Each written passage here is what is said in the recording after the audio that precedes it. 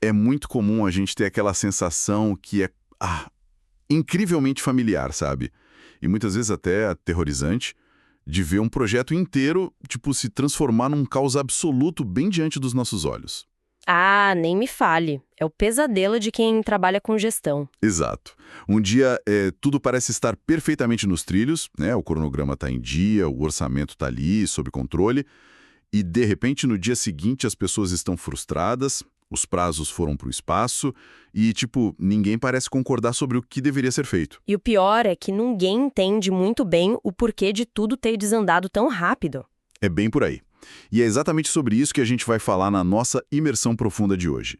O nosso objetivo é desvendar um guia prático sobre como dominar uma das áreas mais críticas de qualquer iniciativa, o engajamento das partes interessadas. Perfeito. E tudo isso, claro, com base nas diretrizes do guia PMBOK, 7ª edição, que, para quem não é tão familiarizado com a área, funciona basicamente como a grande bíblia mundial de metodologias para quem gerencia projetos corporativos. Essa base metodológica é fantástica.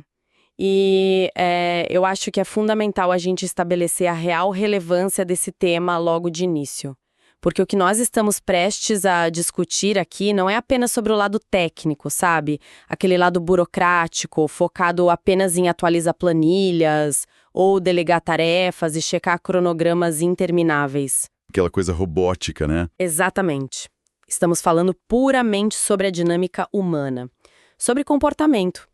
Para quem nos escuta neste exato momento, seja uma pessoa liderando uma equipe gigantesca de tecnologia, ou alguém se preparando para uma reunião crucial com a diretoria, ou apenas alguém tentando entender como as engrenagens e as relações de uma organização realmente funcionam ali nos bastidores. Que é onde a magia acontece de verdade. Com certeza. Dominar essa habilidade de engajar pessoas é o atalho definitivo. É a maneira mais eficaz de evitar aquela sobrecarga terrível de informações desencontradas e garantir que os projetos não saiam dos trilhos por falhas de comunicação ou falta de alinhamento entre os envolvidos. Bom, a nossa fonte traz uma frase mnemônica maravilhosa para a gente tentar gravar tudo isso na mente. A frase é: "E isso é muito bom, eu entendo que todos os projetos passam por tumultos." O que é a mais pura verdade no mundo corporativo, diga-se de passagem. Totalmente. Ok, vamos analisar isso por partes. No material original, essa frase faz um jogo com as letras, para ajudar a memorizar. E traduzindo para a nossa realidade aqui, formam os 6 passos cruciais da sigla IEAPM, que é: identifique, entenda, analise, priorize, engaje e monitore. É uma forma excelente de nunca esquecer a jornada de lidar com pessoas num ambiente complexo. É muito prático. O que é fascinante aqui é que os projetos passam sim por tumultos imensos quando o elemento humano é ignorado ou, deixado em segundo plano. E esse passo a passo estrutura perfeitamente a cronologia do que precisa ser feito para blindar a iniciativa contra o caos. Começando pelo I, certo? Isso. O primeiro passo prático dessa jornada, a nossa letra I, é a fase de identificar as partes interessadas. E o ponto-chave é que isso deve acontecer o mais cedo possível no ciclo de vida do projeto, preferencialmente antes mesmo de as tarefas começarem a ser executadas. É antes de apertar o botão de iniciar. Exato. Mas o material também deixa bem claro que é um processo contínuo. Não é algo que a liderança faz lá no primeiro dia, anota num papel e depois guarda na gaveta. Envolve mapear profunda e constantemente todos os indivíduos, grupos ou entidades que têm algum interesse na iniciativa ou que podem ser afetadas por ela de alguma forma. É como montar o elenco de um filme, sabe? É preciso saber exatamente quem é o protagonista, quem é o vilão oculto que pode querer sabotar a produção e quem é apenas o figurante.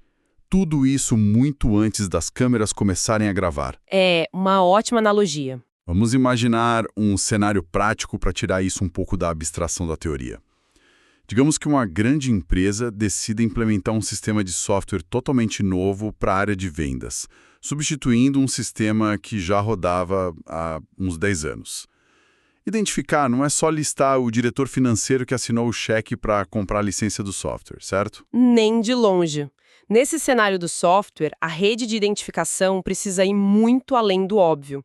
É preciso mapear a equipe de TI que vai instalar o sistema, os vendedores de campo que vão usar a ferramenta no dia a dia por meio de aplicativos no celular, a equipe de marketing que depende dos dados gerados por essas vendas e até mesmo os clientes finais, se a mudança for impactar a forma como eles recebem as propostas. É uma teia gigante. É sim. A identificação precoce funciona como uma rede de segurança vital. Entender cedo quem está envolvido permite que a liderança alinhe os objetivos do projeto com as reais necessidades dessas pessoas. Descobrir uma parte interessada com alto poder de influência apenas lá no meio do caminho é uma receita quase certa para o retrabalho. O que nos leva diretamente para a letra E do nosso acrônimo, entender. E aqui o material base muda completamente o tom de uma forma surpreendente. Não estamos lidando mais com meros organogramas corporativos e cargos técnicos descritos num crachá de empresa. Agora é sobre pessoas de verdade. Exatamente. Estamos lidando com emoções. O objetivo claro nessa fase é buscar entender os sentimentos das partes interessadas. É explorar as emoções profundas, as crenças, os valores, aspirações, metas e, os motivos ocultos delas. É quase como um trabalho de psicologia aplicado ao ambiente de negócio, sabe? Sim, é psicologia organizacional purinha. Pegando o nosso exemplo do novo software de vendas, vamos imaginar que exista um veterano na equipe de TI. Vamos chamá-lo de Roberto. O Roberto pode estar demonstrando uma resistência enorme ao novo sistema nas reuniões. Mas por quê? Esse é um exemplo perfeito para ilustrar o ponto. A resistência do Roberto provavelmente não aparece em nenhuma planinha de controle de riscos do projeto. Talvez ele não seja contra o software por pura teimosia técnica, como muita gente poderia assumir de cara. Talvez o sentimento real ali seja puro medo. Medo de perder o espaço dele? Isso. O Roberto domina o sistema antigo de trás para frente. Ele é a pessoa que todos procuram quando há um problema. Ele é a referência. Com o sistema novo e automatizado, o maior medo dele pode ser o de se tornar obsoleto, perder a relevância dele ou até mesmo perder o emprego. Nossa, isso é muito real. E a razão para a equipe do projeto mergulhar tão fundo nesses aspectos emocionais é extremamente pragmática, né? Totalmente. No mundo dos negócios, esses elementos emocionais e valores pessoais funcionam como radares poderosos para o sucesso ou para o fracasso de uma iniciativa. Se a gente não capta esse sinal do radar, a gente bate no iceberg. Ou seja, se a gente não resolve essa questão emocional do Roberto logo no começo, ele pode simplesmente usar todo aquele conhecimento técnico imenso que ele tem para encontrar defeitos mínimos no sistema novo e, com isso, atrasar a implementação inteira. Sem dúvida, ele pode paralisar o projeto. Entender os sentimentos e as motivações ajuda a identificar essas ameaças ocultas. E, por outro lado, também revela grandes oportunidades. Como assim oportunidades? Pensa bem, se a liderança entende que a maior aspiração do Roberto é ser reconhecido como um mentor tecnológico dentro da empresa, eles podem convidá-lo para ser o instrutor principal do novo sistema. Ao fazer isso, transformam um potencial bloqueador num grande aliado. É por isso que os sentimentos importam tanto. Eles ditam as atitudes práticas. Aqui é onde a coisa fica realmente interessante. Porque nós entramos no terceiro passo, a letra A de analisar. E essa fase é, praticamente o momento agente secreto do projeto. Agente secreto é uma boa definição. A equipe precisa ir muito além de simplesmente entender as emoções e passar a analisar e documentar ativamente a dinâmica de tudo isso. Avaliar o nível de poder do Roberto, o impacto real que ele pode causar na empresa inteira e, principalmente, as interações entre essas várias partes interessadas. Como é o relacionamento do Roberto com o diretor de vendas? Existe alguma aliança antiga ali? Ou existe um conflito pré-existente entre o departamento de marketing e o de TI que pode respingar no projeto? A gente precisa desenhar essa teia completa de influências, não é? É uma teia incrivelmente complexa. E é justamente por lidar com um nível tão profundo de política corporativa e comportamento humano que os materiais trazem um alerta vital. Algo que não pode ser ignorado em hipótese alguma. A confidencialidade durante essa análise é absolutamente negociável. Confidencialidade total. Sim. Pensemos nas consequências lógicas. Se esse documento de análise, que é uma espécie de raio-x comportamental, acabar vazando para a empresa toda... Mas, espera um pouco. Ter um documento secreto avaliando o comportamento e o nível de influência dos próprios colegas de trabalho não soa um pouco antiético? Ou até mesmo perigoso para a cultura da empresa? Eu sei. Pode parecer bastante desconfortável à primeira vista, mas a alternativa é muito pior. Se os indivíduos descobrirem exatamente como estão sendo categorizados nos bastidores, o estrago é irreparável. Dá um exemplo de como seria esse estrago. Classificando a atitude dele como negativa e resistente e o nível de influência dele como de alto risco de sabotagem. Ou imagine se um diretor lê que o engajamento dele foi classificado como baixo e irrelevante. Isso geraria mal-entendidos catastróficos, ofenderia as pessoas profundamente e criaria barreiras intransponíveis. Faz muito sentido. O vazamento de uma informação tão sensível acabaria destruindo exatamente a confiança e os relacionamentos que a equipe de projeto está tentando construir para salvar a iniciativa. Precisamente. Manter essa análise estritamente confidencial, restrita apenas e tão somente ao escopo da liderança do projeto, garante a integridade necessária para gerenciar essas interações com segurança. É uma ferramenta de tática interna. É um mapa de inovação e não um quadro de avisos público para a empresa inteira ler no refeitório. É um terreno realmente delicado, de pisar em ovos mesmo. E com todas essas informações sigilosas em mãos, a gente passa para a letra P, que é priorizar. O material traz uma checagem de realidade bem dura aqui, mas necessária. Num projeto complexo, não existe o conceito de partes interessadas demais, porque todas as pessoas impactadas existem e precisam ser mapeadas. Fato. Você não pode simplesmente ignorar que elas existem. Porém, o fato irrefutável é que nem todas elas carregam o mesmo peso e definitivamente não merecem a mesma quantidade de tempo e energia da equipe. O BMBOK detalha 5 pilares fundamentais do porquê priorizar é vital. O primeiro pilar é, sem muita surpresa, a alocação de recursos. E eu imagino que isso aconteça porque tempo e dinheiro são finitos, certo? Se a gente tentar fazer reuniões de alinhamento de 1 hora com cada um dos 500 funcionários impactados pelo novo software, o orçamento e o prazo estouram já no primeiro mês. Exatamente. A limitação de recursos obriga a liderança a focar o grosso da sua energia naquelas partes interessadas que detêm o maior potencial para afetar o resultado final, seja de forma positiva ou negativa. Você precisa escolher suas batalhas.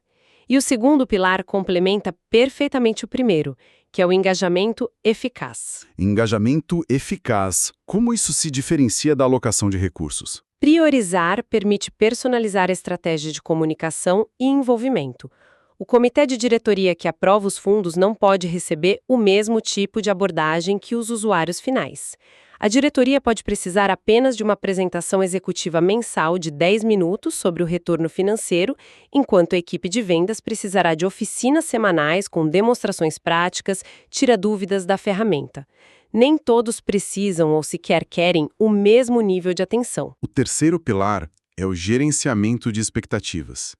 Em grandes iniciativas, é natural que diferentes departamentos tenham expectativas conflitantes. O marketing quer uma coisa, a TI quer outra. Ao priorizar, a liderança consegue focar nas expectativas de quem realmente molda o sucesso do projeto. E isso salva vidas, literalmente. Sim, isso ajuda muito a evitar aquele pesadelo que todo mundo conhece como aumento excessivo de escopo, que é quando o projeto começa a inchar infinitamente porque a equipe tenta adicionar toda e qualquer ideia nova para agradar absolutamente todas as partes envolvidas. E no fim, não entrega nada no prazo. A famosa síndrome de querer abraçar o mundo. Exato. Mas colocando um pouco de lenha na fogueira. Focar majoritariamente em quem tem mais poder na fase de priorização não é um pouco perigoso? Tipo, se a gente ignorar os usuários finais mais simples, só porque eles não têm cargos altos, eles não podem sabotar a adoção do projeto mais tarde? Essa é uma excelente análise crítica. E é justamente por isso que o conceito de poder ou influência no mapeamento não significa obrigatoriamente ter um cargo alto na hierarquia. É aqui que entra o quarto pilar, que é influência e apoio. Ah, entendi a diferença. O usuário final, mesmo que ele não seja um diretor ou um gerente sênior, tem um poder imenso nas mãos. que é o poder de adoção do projeto. Identificar e engajar precocemente essas pessoas que podem moldar a aceitação real do projeto lá no chão de fábrica ou nas linhas de frente de vendas garante que o projeto ganhe defensores apaixonados. Faz todo sentido. Priorizar também é focar em quem valida o trabalho no dia a dia. E isso nos leva diretamente para o quinto e último pilar, que é o gerenciamento de riscos. Pessoas prioritárias geralmente estão no epicentro de possíveis atritos operacionais. Gerenciar de forma proativa as preocupações dessas pessoas cria um ambiente muito mais resiliente a crises inesperadas. Sensacional essa quebra do que realmente significa influência. Essa priorização estratégica deixa a equipe perfeitamente preparada para a ação principal de toda essa jornada. Nós chegamos na letra E de engajar. E o texto faz uma distinção brilhante nesse ponto. Engajamento vai muito além de enviar comunicados, pessoal. Muito além. Não estamos falando de colocar todo mundo em cópia oculta num e-mail gigante na sexta-feira à tarde e achar que o trabalho de engajamento está feito. Comunicação unidirecional não é engajamento. Se conectarmos isso a um contexto maior, engajar de verdade exige uma postura interativa e de mão dupla. As diretrizes do guia apontam que esse passo envolve colaboração real, é trabalhar junto com as partes interessadas para extrair requisitos, negociar os obstáculos, resolver problemas lado a lado e, acima de tudo, compartilhar o processo de tomada de decisão. Voltando ao caso do nosso amigo Roberto da TI. Perfeito. Voltando a Roberto. Engajar não é enviar um memorando frio informando que o sistema dele será desativado em 90 dias. Engajar é chamá-lo para a sala de reuniões no dia 1, mostrar as opções de novos softwares e pedir a opinião técnica dele sobre qual arquitetura se integra melhor ao restante da empresa. É a diferença brutal entre apenas avisar sobre a tempestade que está vindo e convidar a pessoa para ajudar a construir o barco que vai salvar todo mundo. Quando a liderança adota esse engajamento colaborativo profundo, cria-se um senso inestimável de propriedade, de pertencimento na equipe. O projeto deixa de ser o projeto imposto pela diretoria e passa a ser sentido como um trabalho de todos nós. E as chances de sucesso disparam quando isso acontece. Com certeza. Mas, mesmo depois de conseguir esse nível maravilhoso de colaboração, a nossa imersão de hoje alerta que o trabalho ainda não está completo. Entramos na última letra do nosso acrônimo, a letra M de monitorar. Esse momento do ajuste fino contínuo parece ser onde muitos projetos morrem na praia, não é, Evelyn? Completamente. E é uma armadilha comum. Muitos gestores acreditam que o engajamento é uma caixa que se marca no checklist lá no início do projeto e pronto, missão cumprida. O erro fatal aí é esquecer que a dinâmica humana é incrivelmente fluida. O cenário muda o tempo todo. A economia flutua, a pressão por metas muda de um trimestre para o outro, os líderes são substituídos, as opiniões evoluem. Por isso, monitorar não pode ser uma atividade passiva de jeito nenhum. É preciso acompanhar e avaliar ativamente o nível de interesse e de satisfação ao longo de todos os meses ou anos do ciclo de vida da iniciativa. E como isso se traduz no dia a dia corporativo?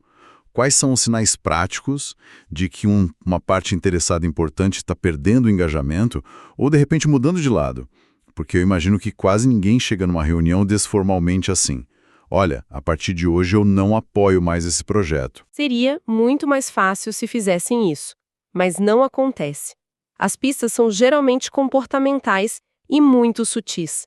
O monitoramento eficaz capta essas mudanças de vento antes que se tornem crises abertas. Por exemplo, pode ser aquele gerente que costumava participar de todas as reuniões de alinhamento com muito entusiasmo e de repente começa a mandar apenas o assistente no lugar dele sem nenhuma justificativa clara. Aquele clássico distanciamento. Exato. Pode ser o tempo de resposta a e-mails críticos, que começa a ficar cada vez mais longo, ou o surgimento de pequenos comentários passivo-agressivos em conversas de corredor.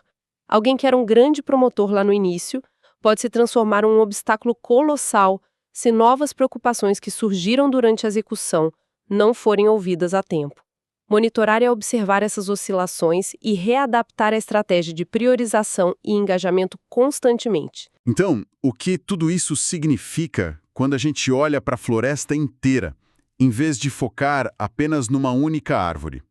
Nós passamos pelos 6 passos bem estruturados. Falamos sobre identificar o ecossistema de pessoas envolvidas o mais cedo possível. Entender não apenas as demandas técnicas, mas as emoções profundas e os medos por trás delas. Falamos sobre analisar as dinâmicas de poder sobre estrita confidencialidade. O que é fundamental? Priorizar onde investir a energia baseando-se no impacto real e não apenas no cargo. Engajar por meio de colaboração ativa. E, por fim, monitorar as inevitáveis mudanças comportamentais ao longo do tempo. É um modelo metodológico de altíssimo nível. Porém, os materiais revelam que existe um ingrediente secreto para fazer com que todas essas engrenagens girem na vida real. Porque sem esse ingrediente, a teoria simplesmente desmorona. E esse ingrediente é o que as metodologias mais modernas chamam de habilidades de poder, que são tradicionalmente conhecidas no mercado como soft skills ou habilidades interpessoais. As estruturas, os passos e as siglas fornecem um mapa excelente, mas o mapa não é o território. Adoro essa frase. O mapa não é o território. E não é mesmo.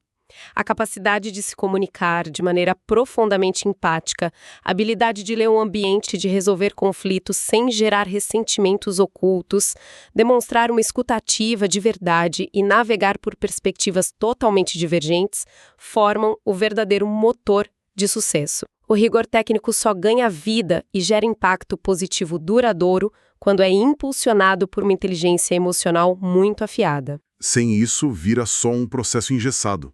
É o domínio dessas habilidades de poder que realmente capacita quem lidera a influenciar as equipes e contornar os tumultos inerentes a qualquer projeto complexo. Uma visão extremamente poderosa para fechar os conceitos da nossa análise profunda de hoje. Recapitular esse processo todo nos prova que a gente precisa urgentemente evoluir além daquela mentalidade antiga de que gestão é apenas cobrar tarefas e enviar relatórios formais toda sexta. Construir relacionamentos genuínos é o alicerce de qualquer entrega de sucesso. Não existe sucesso sustentável sem relacionamento. Para garantir que ninguém que está acompanhando a nossa imersão saia daqui sem essa estrutura gravada na memória, vamos relembrar mais uma vez a frase que norteia as ações. Eu entendo que todos os projetos passam por tumultos. Lembra do acrônimo? Identificar, entender, analisar, priorizar, engajar e monitorar. A sigla IEAPEM. Dominar a fundo essa sequência comportamental e tática é, sem dúvida nenhuma, a linha divisória entre as iniciativas que conseguem surfar na complexidade das organizações modernas e aquelas que simplesmente afundam na primeira onda forte de desentendimentos. Isso levanta uma questão importante, sabe? Uma reflexão genuína e bem profunda para nossa audiência carregar e debater em seus próprios ambientes de trabalho logo após essa nossa discussão de hoje. Qual seria? Ao explorarmos a fase de análise, nós vimos o quão vital e estrita é a necessidade de confidencialidade ao mapearmos os comportamentos, as atitudes, as alianças e o nível de influência das partes interessadas. Como foi pontuado, manter isso em segredo absoluto impede o colapso da confiança e o surgimento de conflitos políticos severos dentro da empresa. Sim, o tal do documento secreto. Exato. No entanto, nós vivemos um momento corporativo que clama cada vez mais alto por culturas de transparência radical e comunicações abertas em todos os níveis hierárquicos. Como, então, a liderança atual pode equilibrar de forma ética e eficiente essa necessidade puramente tática de manter análises comportamentais nas sombras, com a crescente demanda de um mercado que exige total abertura e franqueza nas relações organizacionais? Nossa, é um paradoxo e tanto. É um paradoxo absolutamente formidável da gestão moderna. Você prega a transparência total, mas precisa de segredos táticos para não ofender as pessoas. É uma linha muito tênue. Uau, essa é uma provocação de peso para encerrar o nosso debate. Fica aí um desafio intelectual grandioso para cada pessoa que está nos escutando, adaptar e responder de acordo com a própria realidade e cultura empresarial que vivencia. Com certeza vai render boas conversas nas empresas. Nós encorajamos fortemente que levem essa visão estratégica ampliada e esse cuidado redobrado com a natureza humana para as próximas reuniões de comitê e para os próximos planejamentos táticos.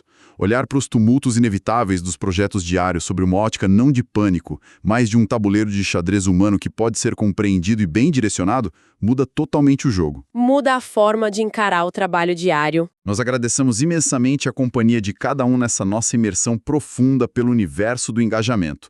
Continuem observando os padrões comportamentais ao redor, continuem sempre buscando novos ângulos para os problemas antigos e até a nossa próxima exploração. Até a próxima, pessoal. Um grande abraço.